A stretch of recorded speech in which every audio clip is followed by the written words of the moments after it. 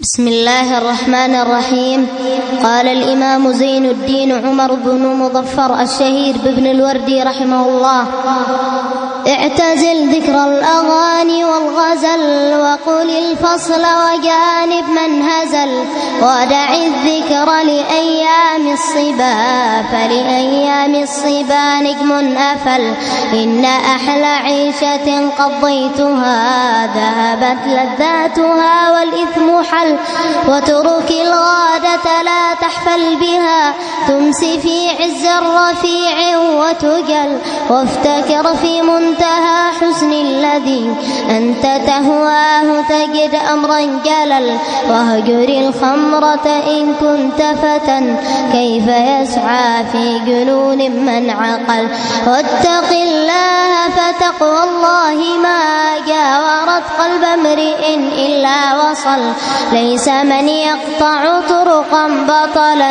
إنما من يتق الله البطل، صدق الشرع ولا تركن إلى رجل يرصد في الليل زحل، حارت الأفكار في حكمة من قد هدانا سبلنا عز وجل، كتب الموت على الخلق فكم فل من جيش وأفنى من دول، أين نمرود وكنعان ومن ملك الأرض وولى وعزل، أين عاد أين فرعون ومن رفع الأهرام من يسمع يخل، أين من سادوا وشادوا وبنوا هلك الكل ولم تغن القلل، أين أرباب الحجى أهل النهى أين أهل العلم والقوم الأول، سيعيد الله كلا منهم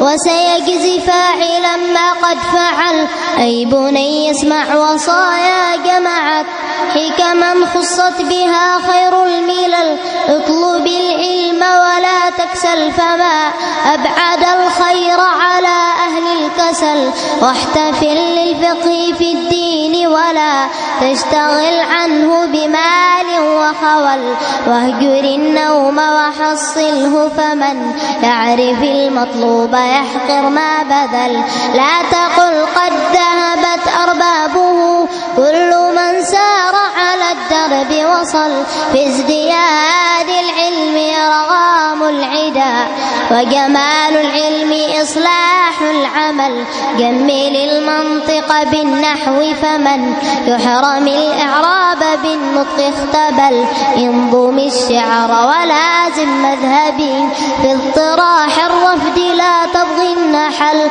فهو عنوان على الفضل وما أحسن الشعر إذا لم يبتذل، مات أهل الفضل لم يبق سوى مقرف أو من على الأصل اتكل، أنا لا أختار تقبيل يد قطعها أجمل من تلك القبل، إن جزتني عن مديح صرت في رقها أولى فيكفيني الخجل، أعذب الألفاظ قولي لك خذ وأمر اللفظ نطقي بلعل، ملك كسرى تغني عنه كسرة وعن البحر اجتزاء بالوشل، اعتبر نحن قسمنا بينهم تلقه حقا وبالحق نزل، ليس ما يحوي الفتى من عزمه لا ولا ما فات يوما بالكسل، اطرح الدنيا فمن عاداتها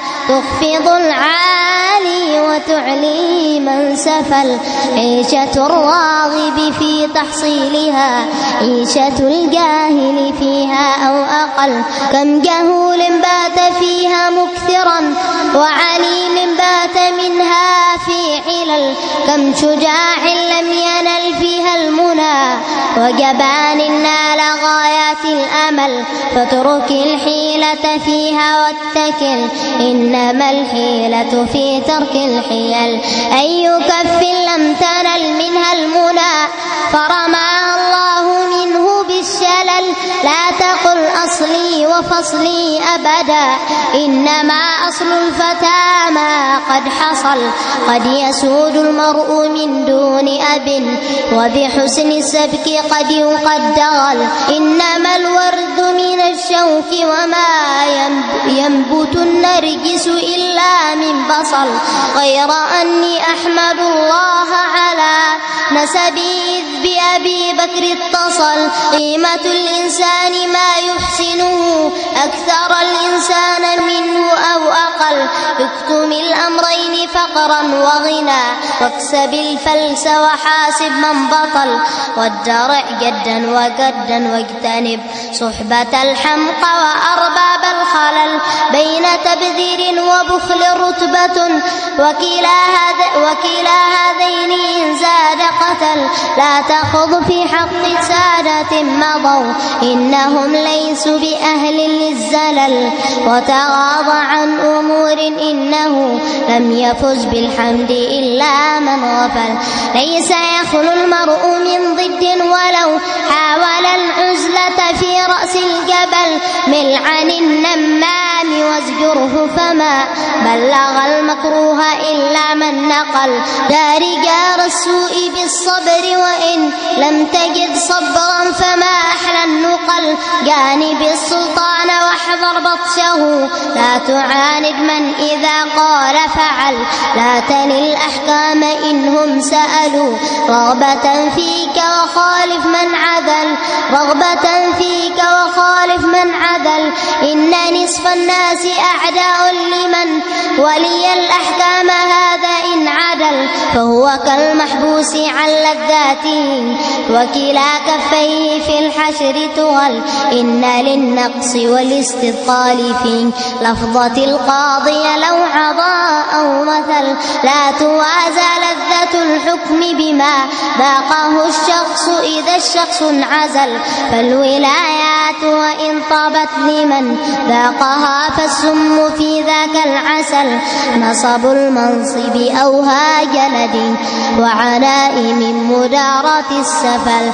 قصر الآمال في الدنيا تفز، فدليل العقل تقصير الأمل. إن من يطلبه الموت على غرة منه جدير بالوجل.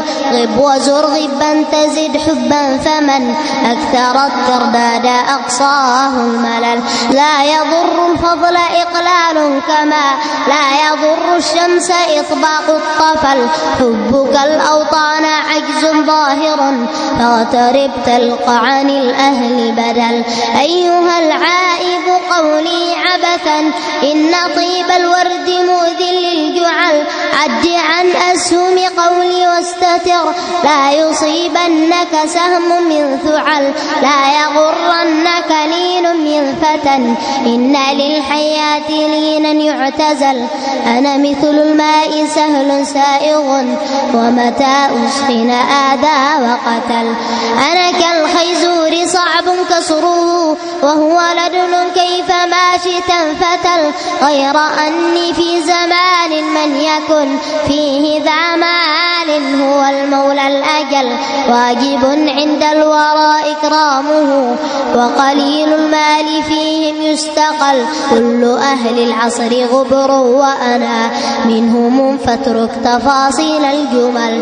وصلاة الله ربي كلما طلع الشمس نهارا وأفل، للذي حاز العلا من هاشم، أحمد المختار من ساد الأول. وعلى آل وصحب سادة، ليس فيهم عاجز إلا بطل. أحسنت، بارك الله فيك. اللهم بارك، ما شاء الله، حفظ طيب. أسأل الله سبحانه وتعالى أن يبارك فيك، وأن ينفع بك الإسلام والمسلمين. جزا الله خيرا أباك الفاضل على تشجيعك والاهتمام بك.